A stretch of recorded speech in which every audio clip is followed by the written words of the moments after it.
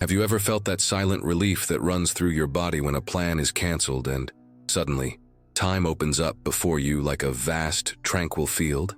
That instant when the house seems to breathe along with you, and the world outside becomes just a distant murmur. Some call this solitude. Some see in this withdrawal a sign of escape, of weariness, of disinterest in life. But what if, in fact, what we call isolation is simply the purest form of rediscovery?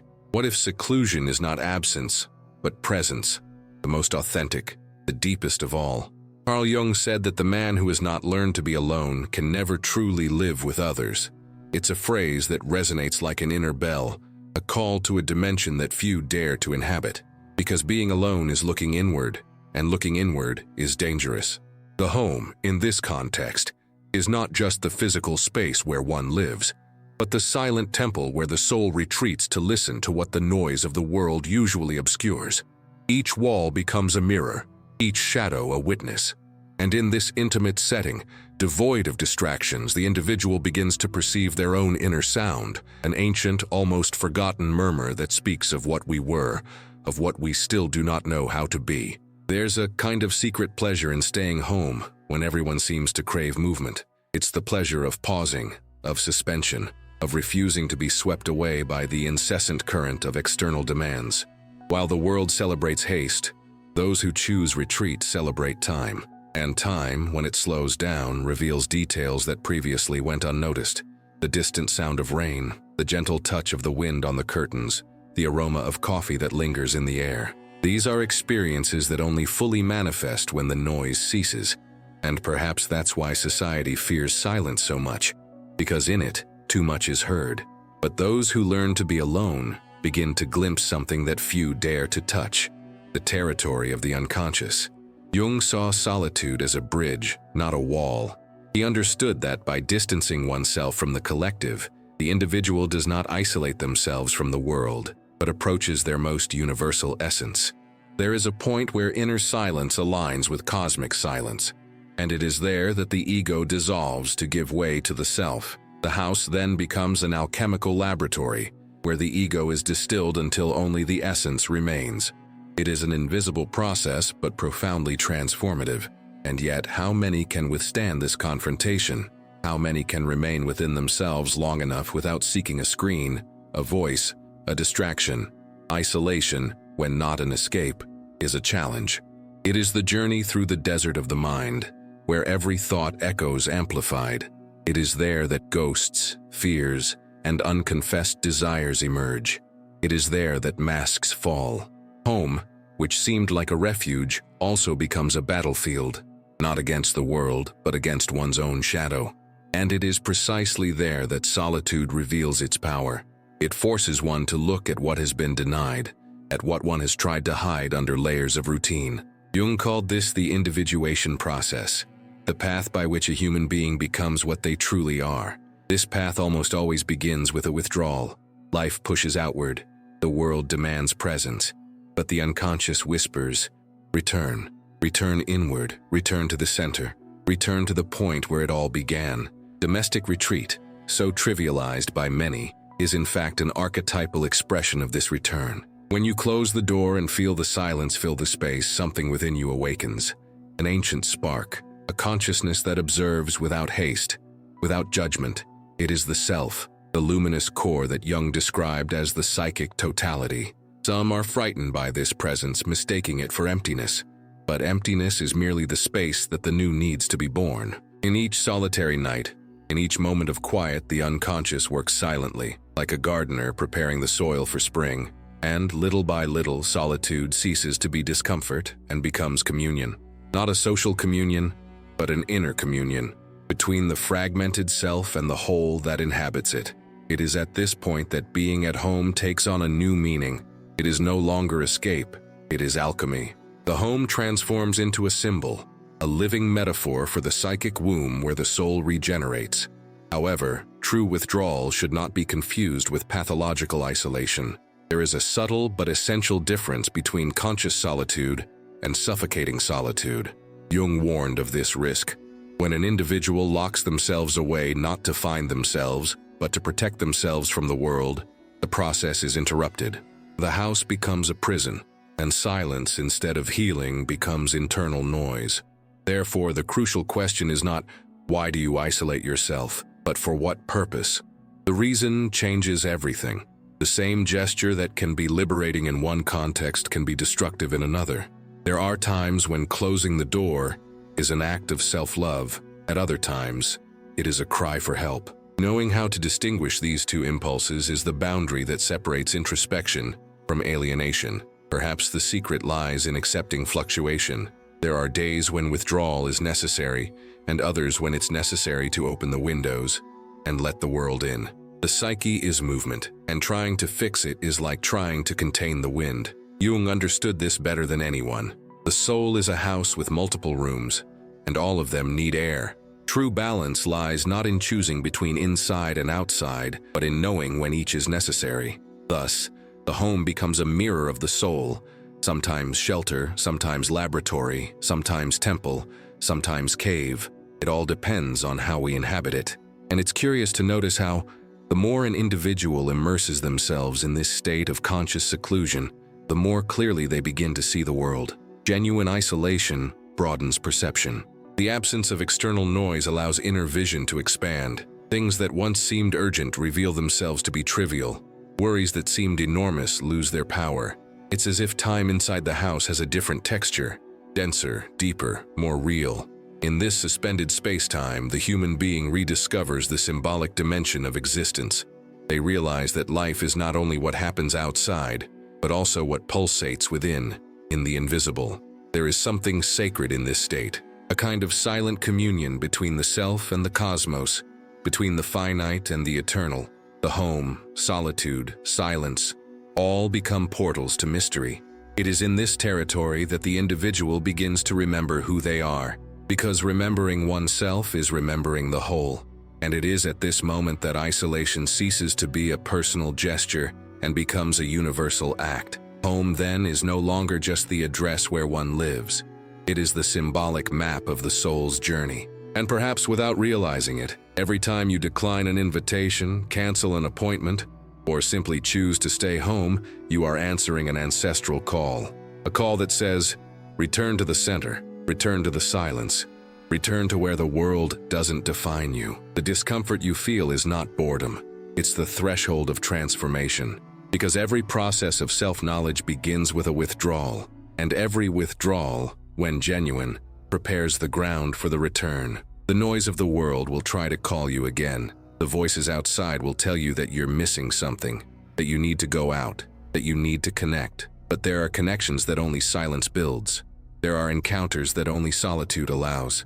And there is a kind of life, more authentic, more conscious, that is only born when the individual has the courage to fully inhabit their own home. Carl Jung said, "He who looks outside dreams. He who looks inside awakens." Perhaps that's it. Perhaps staying home is just the beginning of an awakening. And when that awakening begins, you'll realize that true home has no walls. It's inside you, and it is precisely there, at that turning point, in that instant of realization, that something begins to change. A subtle unease grows in the silence. An old question begins to form, and it will not leave you in peace until it is answered. However, not everyone who enjoys solitude is healing from something. There are those who have always functioned differently, as if they were born tuned to another frequency of the world. These are the true introverts, beings who perceive time, words, and emotions with an intensity that is imperceptible to many. From an early age, they learned that silence is not emptiness but presence, that being alone is not the absence of love, but a way to preserve oneself whole. And that home, when the world becomes too noisy, is the sanctuary where the mind realigns with its own rhythm. A common misconception is that introversion means shyness, fear of people, or social withdrawal, but none of that is close to the truth. An introvert can love people, be the center of attention in a conversation, have a warm laugh, and an intelligence that enlightens others. The difference lies in the direction of their energy. For some, social interaction recharges. These are the extroverts who feed off human presence like breathing oxygen. For the introvert, however, each encounter, even the most pleasant, consumes a bit of their vital energy. It's as if every word spoken, every expression interpreted, every emotional nuance absorbed demands a tribute of energy. Imagine an entire day surrounded by voices, lights, gestures, sounds, and stimuli. For most, this is normal. But for the introvert, it's like trying to decipher 1,000 melodies playing simultaneously. Without rest, the brain doesn't switch off. It analyzes, feels, connects, interprets.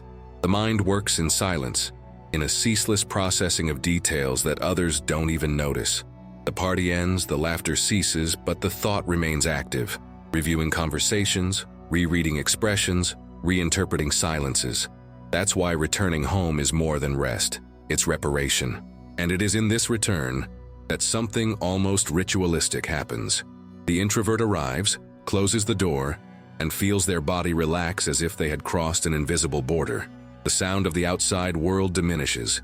The air seems denser. Time slows down. The house becomes an extension of their own skin. Some light a candle, some make coffee, some lie down in silence just to listen to their own breathing. These small gestures are not whims. They are unconscious ceremonies of restoration. It is the way the unconscious restores balance to the psyche. Carl Jung understood this movement with rare clarity. He stated that psychic energy is like a river. It needs flow, but also stillness. When the current is too strong, the soul is worn down. When there is a pause, inner life flourishes. The introvert, in seeking silence, is not isolating themselves from the world. They are, in fact, returning to the source. They are allowing their own energy to circulate again without dispersion. In this stillness, thought reorganizes itself, the heart slows down, and something deeper begins to reveal itself. The true face that exists behind all the masks. Because in some way we all wear masks. Society demands it. At work, you wear one persona. With friends, another. With family, a third.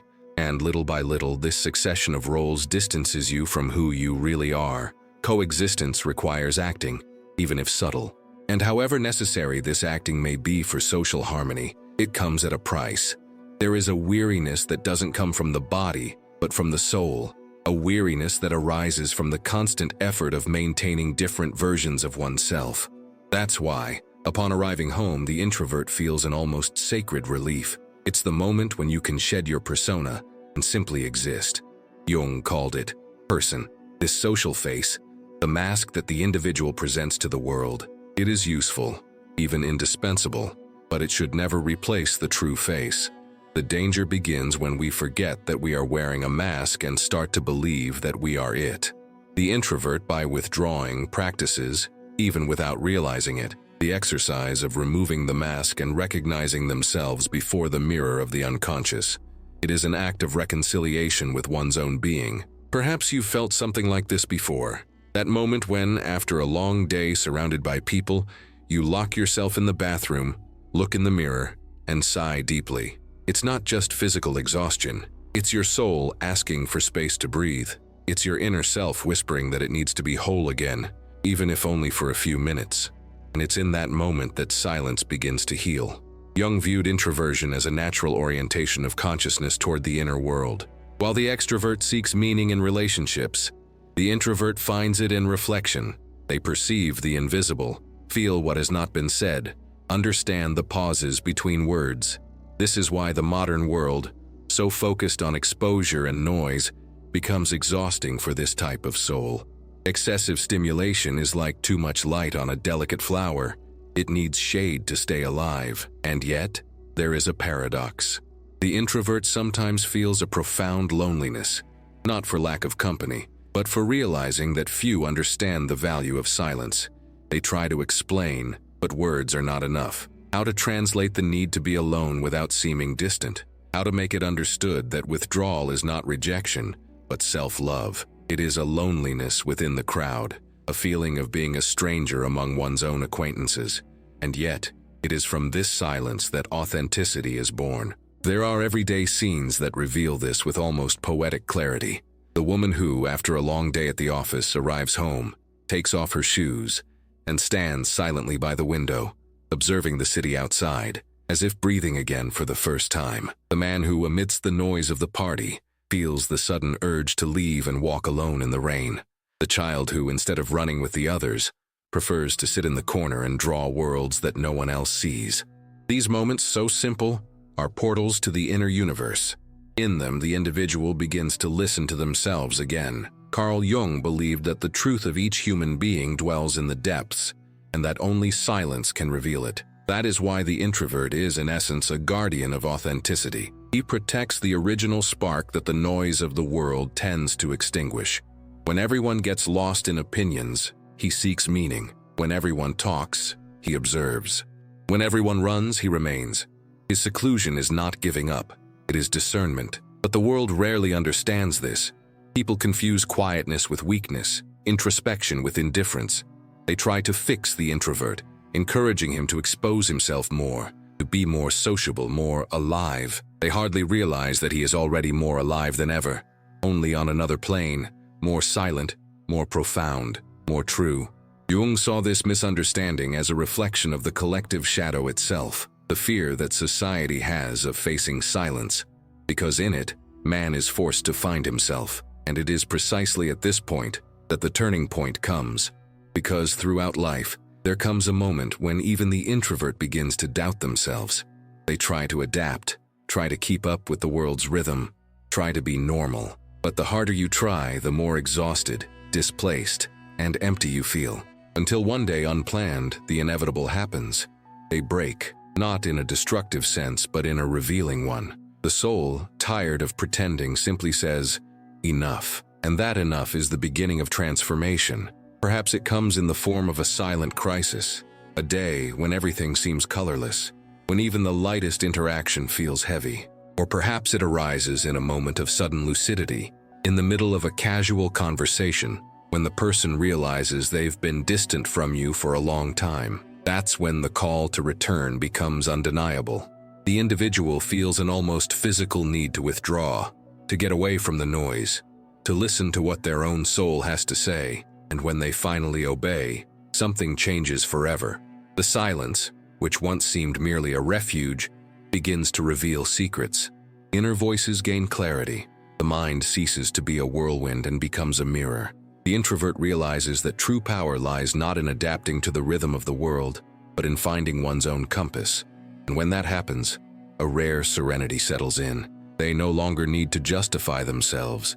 They no longer need to pretend. They learn that there is nothing wrong with needing silence, with preferring their own home to the tumult of the streets. They learn that being is more important than seeming, and it is at this point that the path forks. Because withdrawal can follow two directions. One leads to self-knowledge, the other to stagnation. The first liberates, the second imprisons. And the boundary between the two is as tenuous as a whisper. But how do you distinguish one from the other? How do you know when silence is healing and when it starts to become an escape? This inevitable question is the gateway to the next stage of the journey, the one in which isolation ceases to be just a habit and becomes a language of the soul. And that's where the mystery begins to thicken. Because what seemed like just a choice of temperament will soon reveal itself as a call from the unconscious, an invitation to cross the threshold between the known and the hidden. It's as if every simple gesture, every unassuming movement made in the silence of the house is a way of remembering who you are without anyone's gaze. When you withdraw, the layers begin to fall away, one by one, revealing a presence that has always been there, but which the noise of the world obscured. At first, this stripping away can be uncomfortable. The silence seems too vast, time seems too slow, and an inner voice begins to whisper questions that have long been ignored. Who am I when no one is watching me? What do I really want to do with my existence? These inevitable questions open cracks through which the unconscious begins to manifest itself. Carl Jung said that the mind is like a house with many rooms, and that most people live in only one of them. Being alone is walking through the dark corridors of this inner house. It's discovering doors that have never been opened. For architects of the mind, these explorers of the invisible, isolation is not a luxury, but the essential environment where creation happens. Solitude is the fertile ground, where ideas germinate and transform into something tangible. While the world rushes by outside, within seclusion, another kind of movement takes place. Slower, quieter, but infinitely deeper. When a creator shuts themselves off in their own space, they are not fleeing the world. They are trying to understand it from within. It is in this retreat that they connect to what Jung would call the collective unconscious, that vast reservoir of symbols and images that traverse time and humanity. To create, is to converse with this hidden dimension. It is to translate the unspeakable into form, sound, word, or gesture. But there's a subtle risk in this immersion. The deeper one delves into their own mind, the more tenuous the boundary becomes between inside and outside. The creator begins to lose track of time. Hours dissolve. The body almost disappears. Everyday reality with its obligations and noises seems distant and irrelevant. It's a kind of trance, and it's in this state that the most authentic works are born. But the intensity of this surrender comes at a price. Solitude can cease to be a refuge and transform into an abyss. How many times have you felt so absorbed by something that you forgot to eat, to sleep, to exist outside of it? How many times has inspiration seemed like an irresistible, almost dangerous call? Carl Jung viewed this process with reverence and caution. He knew that the immersion in creation is, in fact, a symbolic descent into the unconscious. The creator is the hero who descends into the depths to rescue something the world has forgotten. But, like every hero, he risks not returning. Therefore, the artist's isolation is a form of ritual. He needs silence, but he also needs the return. It is necessary to descend, yes, but also to emerge, to bring to light what was harvested from the darkness. True creation is the balance between these two worlds, the visible and the invisible. And here an intriguing question arises. Do we all, even without being artists, carry within us this creative impulse that demands solitude? Is the desire to be alone, at its core, a call to give form to something internal that has not yet been born? When you feel the urge to get away from everything, perhaps you're not just tired. Perhaps you're gestating something, an idea, an understanding, a more complete version of yourself. Isolation, in this sense, is the symbolic womb of transformation. Imagine a person sitting at an empty table, unsure what to do, with only the feeling that something wants to emerge. Minutes pass, the silence weighs heavily, but suddenly a thread of thought forms, then another, and little by little, the mind begins to stitch together images, memories, intuitions. You don't need to be an artist to experience this. We all, at some point, feel this silent urgency, this need to give voice to what is not yet formless. Solitude offers the space where the invisible can finally manifest itself. But what happens when that space becomes excessive? When the isolation that once nourished begins to consume? It's an almost imperceptible transition. One day, the silence comforts. The next, it weighs heavily. The same room that seemed like a sanctuary begins to feel like a prison. The echo of one's own thoughts becomes deafening, and the creator, once master of their own inner world, becomes its hostage. Have you ever felt trapped within your own mind, unable to switch it off? Have you ever had the feeling that what once liberated you now suffocates you? This is the point where isolation reveals its ambivalence. It can be a temple or a prison, a cure or a delirium. Jung explained that all psychic energy contains its opposite. What illuminates can also burn. What heals can also wound. Creative solitude, when balanced, is an act of communion with the unconscious. But when it becomes excessive, it degenerates into obsession. The creator then no longer creates from the soul. He creates to escape it. And it is at this moment that seclusion loses its sacred purpose. However, the paradox is that the boundary between healthy and destructive behavior is almost invisible. The same impulse that leads someone to write a symphony can also lead to burnout. What separates inspiration from delirium is the ability to return. Jung believed that the true master is not the one who dives deepest, but the one who manages to return to the surface carrying something of value. Creation is a journey, not a destination. And this journey requires courage, because it demands renunciation. The creator must be willing to get lost, but not completely. Think about the times you felt the need to isolate yourself, to think, to reorganize yourself, to understand something the world couldn't explain. Perhaps you felt selfish or misunderstood. Perhaps you heard criticism or doubts. But deep down, there was an instinctive wisdom there. The psyche knows when it needs to retreat. The problem is that we forget to listen to it. We live surrounded by stimuli, notifications, and urgencies that hijack our attention. Loneliness has become almost taboo, and, paradoxically, the more we run from it, the more it pursues us. Jung said that what we avoid controls us, and if we avoid silence, it's because we're afraid of what it might reveal. How many of us can truly look inward without distraction? How many can remain with themselves without feeling the urge to flee? Perhaps that's why voluntary seclusion awakens so much fascination and so much fear at the same time, because it is the mirror that doesn't lie. There's a recurring scene in stories of creation, the moment when the artist, the inventor, or the thinker is alone, about to give up, and suddenly an idea emerges. Clear, whole, inevitable. It's as if the unconscious, after a long silence, finally responds. This experience, described by Jung as synchronicity, is the meeting point between the inner and outer worlds. It's when the invisible becomes visible, when meaning is revealed. The creator, at that instant, understands that solitude was never solitude. It was always dialogue. But who exactly is speaking in this dialogue? Is it only the conscious mind? Or is there something more, something whispering behind the thoughts? Something that is not completely you, but is also not something else? Jung called this the self, the hidden center of the personality, the totality of the soul. When the creator isolates himself, he is not merely thinking, he is trying to listen to the self. And when the self speaks, it does so through symbols, images, intuitions that defy logic. The creative process is, therefore, a form of revelation. Have you ever felt that an idea came to you as if it weren't entirely your own?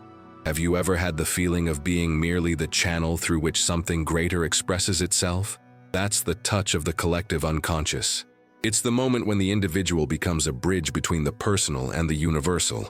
And that's why solitude, when understood, is not isolation, it's communion. But not everyone is ready for this communion. Some, upon touching this depth, feel fear. The unknown within can be as vast as the cosmos, and facing it requires strength. Silence can reveal not only the light, but also the shadows. And it is at this point that the creator must decide, continue to dive in or try to escape. The greatest irony is that the real danger lies not in being alone, but in not knowing what to do with one's own solitude. When isolation is inhabited consciously, it becomes a garden. When it is inhabited by fear, it becomes a labyrinth. Jung stated that the human soul is capable of getting lost in its own corridors, but also of finding the way out, if it has the courage to follow the signs. And perhaps that is the deepest purpose of creative solitude, to teach human beings to listen to what the world tries to silence. To teach that silence is not emptiness, but origin. That introspection is not escape, but a journey. That the home, that seemingly ordinary space where you retreat, is in fact the secret laboratory of the soul. And it is in this laboratory that the next step of the journey begins to take shape. A mysterious passage where silence will cease to be mere introspection and become revelation. But that, as always, belongs to the next part. There are people whose sensitivity is so heightened that the simple act of sharing a space with someone completely alters the atmosphere. Even if the other person is silent, working in a distant room, there is something almost invisible that disturbs the sensitive person's inner field. It's as if the air changes density. These people don't need to see the other person to feel their presence. They perceive it as an energetic noise, a subtle interference in the natural flow of their thoughts. Their bodies react in discrete but undeniable ways. Their heart rate accelerates, their breathing shortens, their focus breaks down. The mind, which previously floated freely in an ocean of tranquility, begins to disperse. These are the hypersensitive, those who live in constant harmony with the invisible. They didn't choose to be this way. From childhood, they notice that something within them functions differently. While other people seem to move through crowds effortlessly, they feel like emotional sponges, absorbing other people's moods, tensions, and vibrations. If someone enters a room angry, even without uttering a word, the hypersensitive person senses it. If there is unspoken sadness, they perceive it in the air, like a dense perfume.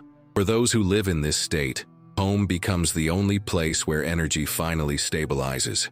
It is there, in the complete absence of other emotional fields, that body and mind realign. But how do you explain something so intangible to a world that demands proof, numbers, evidence?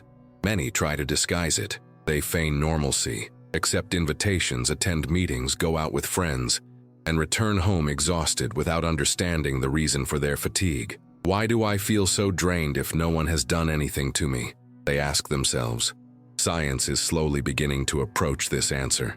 Recent neuroscience research shows that people with high emotional empathy have more intense activity in brain regions associated with perception and emotion. They literally live what the other person feels at a physiological level. The suffering, boredom, joy, and even anxiety of others are reproduced in their own nervous system.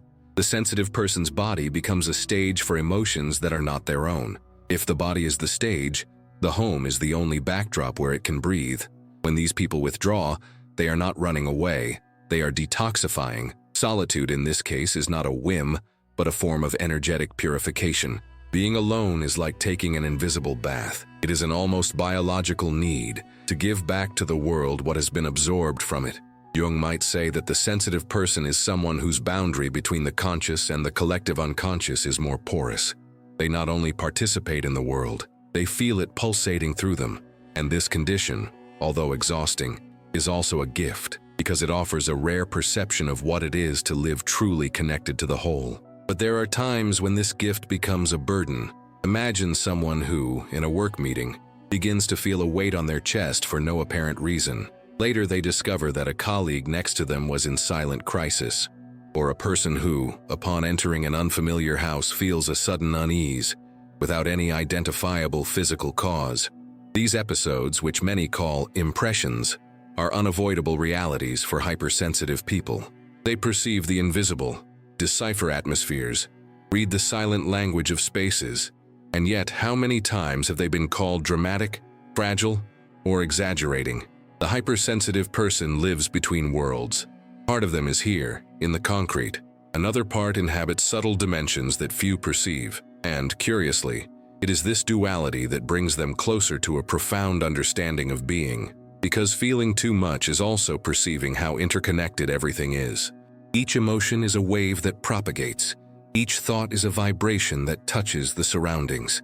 It is an almost mystical perception of reality, and that is why, for these people, isolation is not just rest. It is a return to the natural frequency of the soul. Have you ever noticed how certain places seem heavy, even when they're empty? Have you ever entered a room and felt like leaving without knowing why? These impressions, which most people ignore, are the natural terrain of the sensitive. They pick up on what's ingrained in spaces, what's been suspended in the air after long periods of human presence. Carl Jung spoke of the collective psyche, of the unconscious shared by all of us, and perhaps the hypersensitive person is the one who experiences it most clearly, not as a concept, but as a vivid sensation. There are curious accounts of people who began to perceive these connections after prolonged periods of isolation. One woman, after a 60-day silent retreat, reported that she could hear the intentions of others when she returned to interacting. It wasn't mind reading, but energetic perception. She felt the truth or falsehood in words, even before understanding them rationally. Another man who spent weeks alone in a mountain cabin said he could perceive when animals approached, even without seeing them. His body reacted before his mind.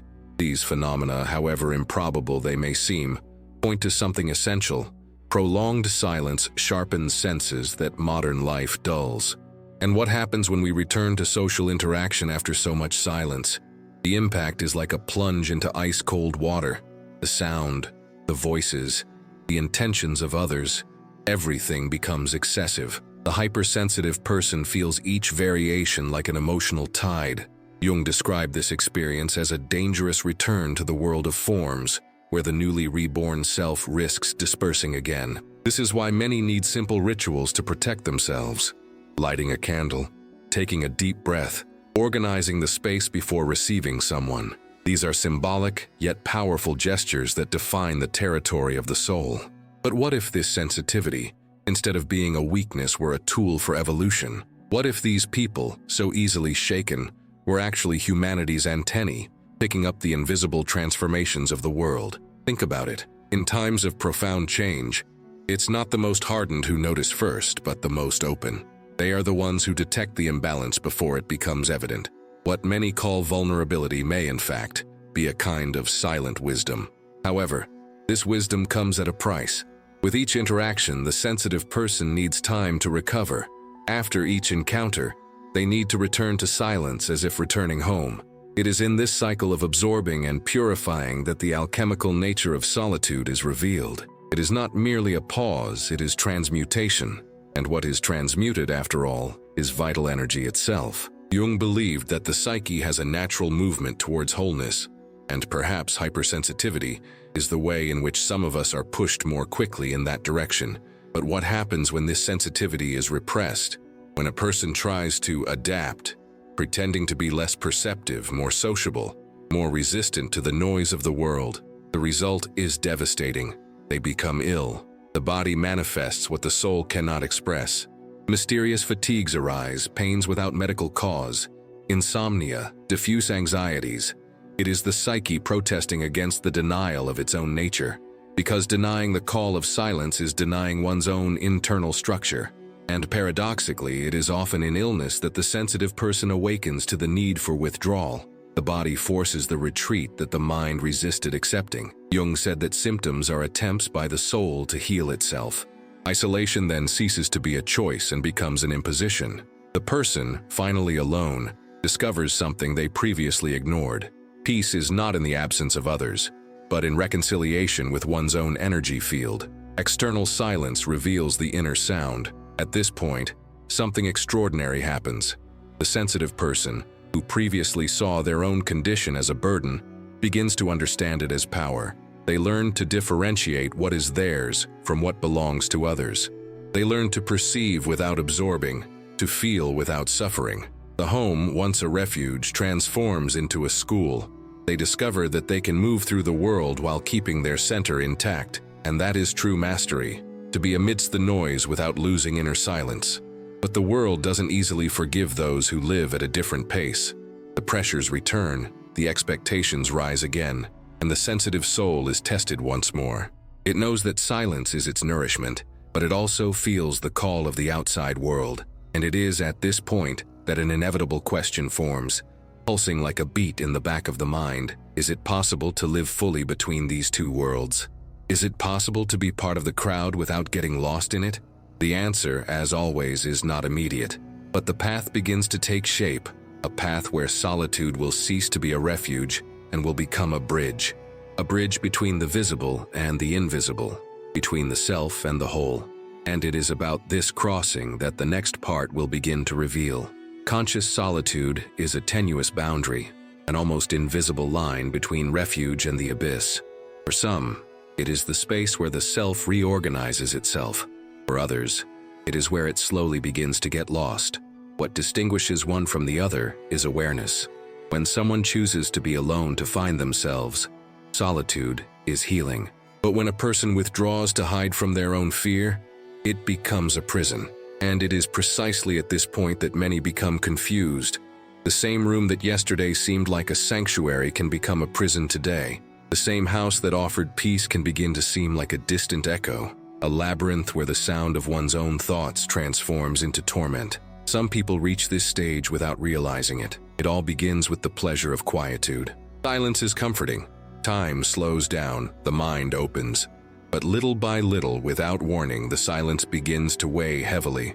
The days become long, external voices fade too much, and the individual begins to feel that they no longer know how to return. When isolation extends for too long, it takes root. The windows remain closed, the phone stops ringing, the body gets used to not expecting anyone. And it is at this moment that the invisible danger arises.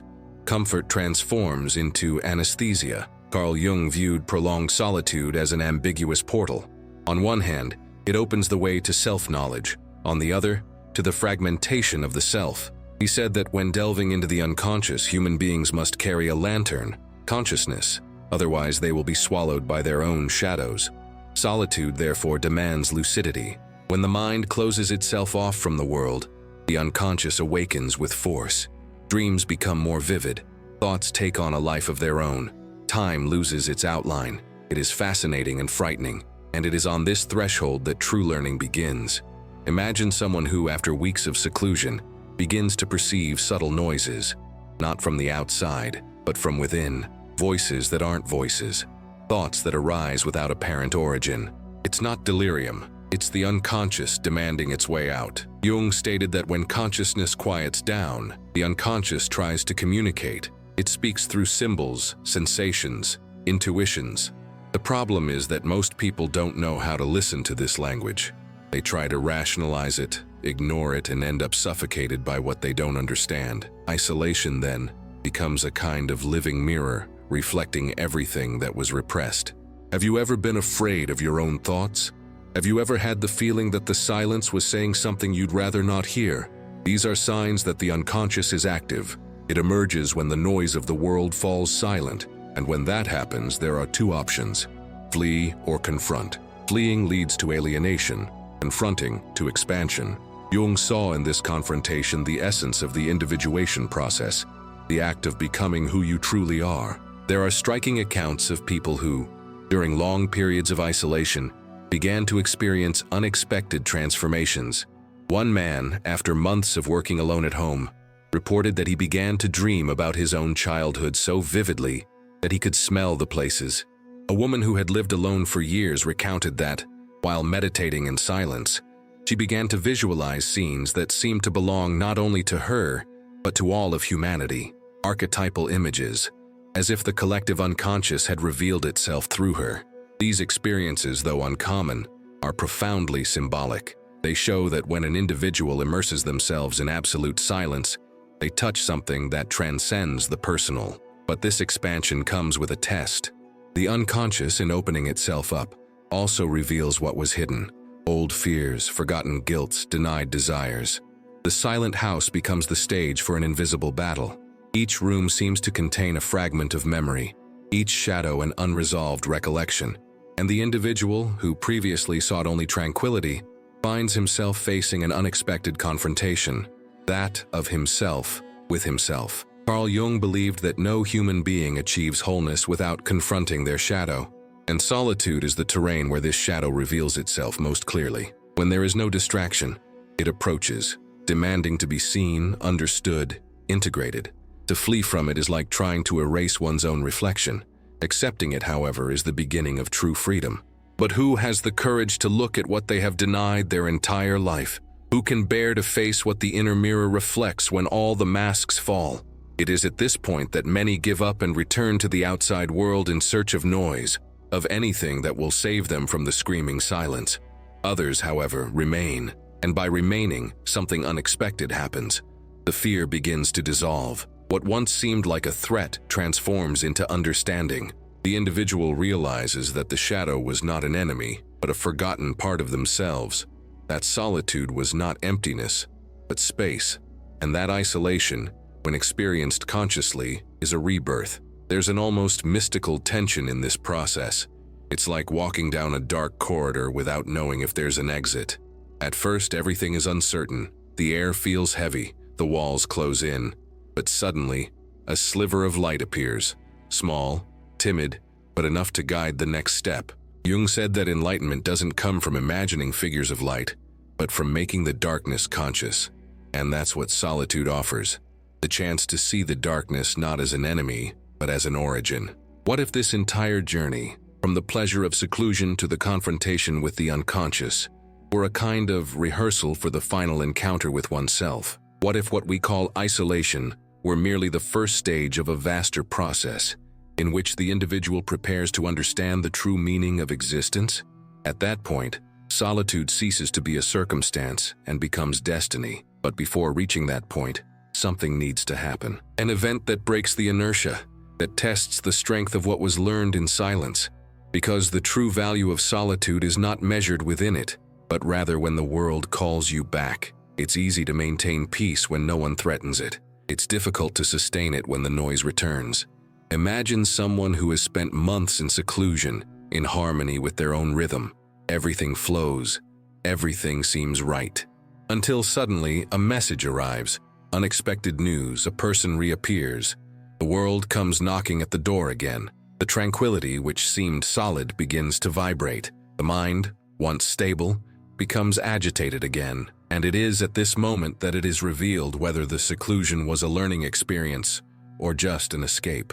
Jung asserted that the true master is the one who can carry silence within themselves amidst chaos. Seclusion should not be an end, but a training. The home, which was once a refuge, must now become a starting point. The challenge is no longer to avoid the world, but to return to it without losing one's center. Silence must continue to exist, even amidst voices. Have you ever tried to bring silence into a crowd? Have you ever walked down a busy street and still felt serene inside? That's the ultimate test. Isolation fulfills its purpose when you realize you can be with others without losing yourself. When you understand that true sacred space isn't the room where you hide, but the awakened consciousness that accompanies you everywhere. The remaining tension is only one. The world will continue calling, and silence will continue answering. Between the two, humankind needs to learn to dance. A delicate dance between presence and withdrawal, between sound and pause, between the self that acts and the self that observes. Carl Jung saw in this dance the symbol of totality, the marriage of the conscious and the unconscious, of man with his own spirit. And perhaps it is precisely there, in that unstable and luminous equilibrium, that the true meaning of solitude is found, not as the absence of life, but as life in its purest form, not as escape, but as return. And when this understanding is born, the inner home ignites, a space that no one can invade, because it is beyond walls, beyond time, beyond any noise. But there is still one last question, one that lingers silently in the depths of consciousness. What happens when this silence transforms into a voice? When the inner self, matured in solitude, begins to call for something greater than its own withdrawal? The answer, still hidden, awaits the conclusion of the journey, and it will emerge, inevitably, in the next and final part. There comes a point when the silence, once so comforting, begins to ask you questions. These aren't questions spoken aloud, but they resonate like echoes within you. To what extent is my solitude a choice? To what extent is it fear? Am I protecting myself or distancing myself from what I need to experience? These questions arise subtly, almost imperceptibly, but they are what define whether solitude will be a bridge or a prison, and it is here that everything you have learned so far needs to be put into practice. Because understanding the value of being alone is only the first step. True learning begins when you learn to use silence as a tool, not as a crutch. Carl Jung said that no one becomes enlightened by imagining figures of light, but by becoming aware of their own darkness. And solitude, when well lived, is exactly that, a way of bringing to light what was hidden. The difference between recollection and isolation lies in the direction of movement. In recollection, you turn inward to understand yourself and then return strengthened. In isolation, you close yourself off and lose your way back. The practice, therefore, lies in maintaining movement. Enter, understand, exit. Breathe in the silence, and then allow the world to breathe you in. Start with small gestures. Don't run from silence, but don't idolize it either. Give yourself moments of pause during the day, an interval where your cell phone is off, where you just breathe and observe. Learn to recognize the point where quiet ceases to be rest and begins to be escape. If you realize that silence is serving to avoid a necessary conversation, a conflict, an emotion that needs to be faced, then it is no longer healing, it is defense. And every defense, when prolonged, becomes a wall. Healthy solitude is permeable. It allows air to enter, the world to come closer when the time is right. This doesn't mean giving up your nature, but integrating it. Introspective, creative, sensitive, or wounded people need solitude, but they also need human experience to test what they learn in silence. It is in contact with others that self-knowledge becomes a reality. It's no use understanding your own mind if your heart remains locked. Learning needs to circulate. You can start slowly. Talk to someone who hasn't heard your voice in a while. Say good morning to your neighbor. Go for a walk and observe people without rushing. It's not about returning to forced social interaction, but about allowing the world to regain its texture, sound, and color. Prolonged isolation dulls the senses. Reconnecting with the world awakens them again. Every interaction, however small, reactivates your ability to feel part of life. And that's exactly what Jung called individuation, the balance between the inner and outer worlds, between the self and the whole. But there is something even deeper. True solitude is not being without people. It is being without distractions. And when you understand this, you discover that you can be surrounded and still remain centered. Inner solitude is the state of being whole, even in the presence of another. It is peace that does not depend on circumstances, silence that remains even in noise. It is not found, it is built, and it is built little by little with patience and awareness. Have you ever noticed how the world tries to convince you that you always need to be available? How society glorifies visibility, performance, exposure? Being seen has become more important than being, but the human being who finds meaning in solitude challenges this system. They discover that they don't need to prove anything, that they can exist in silence and still be fulfilled. Jung called this liberation from the collective gaze, the moment when the individual stops living according to external expectations and begins to follow the compass of their own soul. This is the stage of inner maturity, when you understand that you owe nothing to the noise. However, this liberation is not indifference.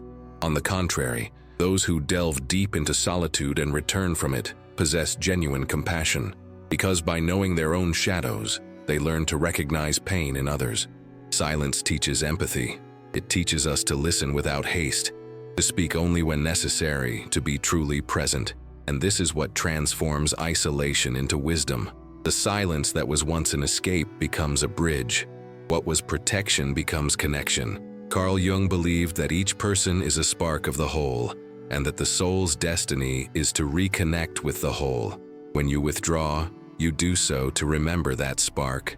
When you return, it is to share it. Solitude, then, reveals itself as a spiritual breath, inhaling oneself into oneself, exhaling into the world. Neither movement can be absent. And it is at this point that the transformation happens.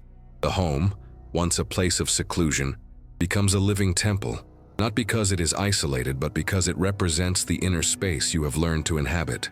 The house ceases to be a boundary and becomes an extension of the soul. The walls no longer separate, they embrace. Each corner carries an echo of your own matured silence. You realize that the outside world is merely a reflection of your inner state, and that true refuge lies in maintaining calm, even when the world moves around you. But it's important to remember, no one awakens all at once. Awakening is gradual, made up of small perceptions that add up. One day you notice that you no longer need to justify wanting to be alone. The next you realize you can be with someone without feeling the weight of their presence. And then, in an almost imperceptible instant, you realize that solitude has ceased to be something you do and has become something you are. A silent, constant presence that accompanies you wherever you go. And this is where the story ends. Not as a conclusion, but as a return. The same silence that welcomed you at the beginning now invites you to continue. But this time, you don't run from the world. You carry it within you. Seclusion transforms into communion, fear into strength, introspection into clarity. You become the very home you sought. Carl Jung said that the most authentic life is one guided by the inner calling, and that each person should listen to the voice that springs from the center of their soul. May this be your choice from now on, to listen to what comes from within before responding to what comes from without. May each of your silences be a seed of understanding. May each moment alone be a step towards wholeness. And if this path made sense to you, if at any point along this route, something inside you has awakened, share that feeling. Like this video, leave a comment, even if it's just a word or a symbol, even if it's silent. Say what resonated, what changed, what you recognized in yourself. And if you're not yet part of this journey with us, subscribe to the channel. Here, silence is welcome. Reflection is a refuge, and each new story is a mirror where you can recognize yourself again. Because loneliness, when understood, doesn't push you away. It brings you closer. It brings you closer to yourself, to the world, and to everything that is truly essential. And that is the true end, discovering that you were never alone.